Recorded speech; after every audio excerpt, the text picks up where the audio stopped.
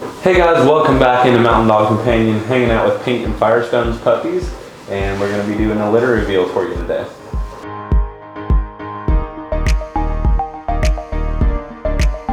Okay guys, so meet Paint over here. She's a sweet mama to these puppies here. We got 5 girls and 3 boys.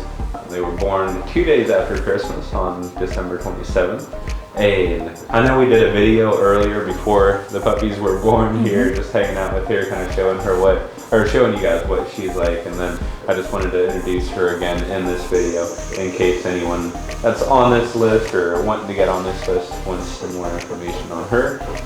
If you're looking for more info on her in general, whether it's paperwork, like her genetic testing and everything, you can find it on our website, mountaindogcompanion.com.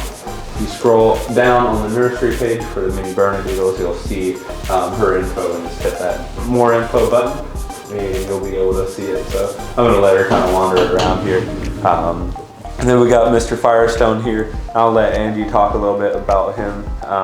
He's been the star of the show for quite some time. We got the Paint up here kind of stealing the show up front, but I'll let Angie talk a little bit here about Firestone, and we'll kind of go from there. He is an AKC poodle and known for his intensity. So he scores 10 out of 10. These rust points that he carries are very, very dominant in his offspring, and they are very striking. So they come out when the puppies are born. The rust points are very vibrant from birth. It's amazing, and that follows through. It doesn't fade, so those points are going to be with them for life. So his genetics, his temperament is highly sought after right now, and we have the privilege of owning him. He is ours. You can see he's just cuddled up here on my lap, and so when we pair him with our females, our bernese, we just have great outcomes. And easily trained puppies, and beautiful. And Paint's markings are exceptional, so all of these little ones carry that tricolor point. Good and curl. that's one thing, like, I mean, not only does he have loaded genetics, like it's crazy what kind of puppies he has, but his personality is absolutely amazing too. It's not like you're missing out on any side of it really. You're getting the whole ordeal, I guess you could say. So, but beautiful parents, really excited to see how these puppies turn out. And you know, we're coming up here on around the week mark, so they're still pretty young. And I just wanted to maybe weigh 1 or 2 and give you a good feel for the parents and maybe the puppies as well. Okay, so again, guys, we got 5 girls, 3 boys here. The girls are over here on my right, your left. And I mean, doing very well. You can see they're all settled in, taking a nap on this doggy bed, and then you got the 3 boys curled up over in a nest over there and just taking it easy. They're very content at this age. It just shows you that, you know, Paint's really taking care of them, really doing a phenomenal job. And it's doing great. So I do feel like these are probably going to be very, very similar temperaments to Maisie's puppies. It just seems like they compare very well as far as temperament. So really excited to see how they come around. Let's weigh 1 or 2 of these puppies, maybe try and pick out the biggest one and the smallest one. I want to kind of get a range. I think this might be the smallest girl here. This is a larger. Aww.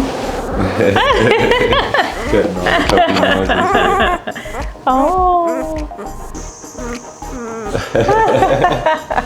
I love that. Never gets old. Never. But yeah, that one looks like it's. Yeah, this has got a good strong belly, good and healthy. 1 pound, 13 ounces. Okay. Yeah. And then we got. So they're a week old, so they were probably born around a pound. By 10 days, we like for them to have gained doubled their weight. Perfect. Yep. Look at this. I mean, they're on pace for it. For sure. And this is perfection. This is what ENS does. Just the handling at this stage. So we just touch them for about 25 seconds to 30 seconds a day. I mean, we inspect them, make sure everything's going well. And then they're back in their little nest. And it's like, I mean, it just opens up their mind to so much more. 1.3 ounces. So she is really tiny. Yeah. Oh, you can even feel her body cavity being smaller than the others. Yeah. But it's not like anyone's really like unhealthy or not making it or not drinking. It'll just be her chart. Yeah. Like she'll just chart smaller because daddy's only 20 some pounds, 18 pounds, and mom is in the 80-pound range. So you put 80 in, at this point they're gonna be very close in weight, but you'll start seeing them start to pull out. The larger ones will be a little bit, gaining a little bit quicker than our smallers, but very healthy. So at this point, when we touch them, we do our handling and we check and make sure everything's clean. Okay, little one. Make sure they're good. And right now, I mean, you'll definitely see some moisture on them. I mean, Mama's been cleaning them, licking them, and it's just a natural process. So if you're curious about that, that's kind of the clarity to it. And especially when humans interact at this point with puppies, the mamas lick them naturally, just to, that's the only way that's the way they know she's near. And it's her way of just checking on each one. So it's kind of interesting. People, and I've probably mentioned this before, but puppies at this point do not eliminate on their own. So they will only eliminate if mom licks them. And so as she feeds and she checks her litter, she goes through and licks each one of them. And she eats it all, which keeps the nest clean.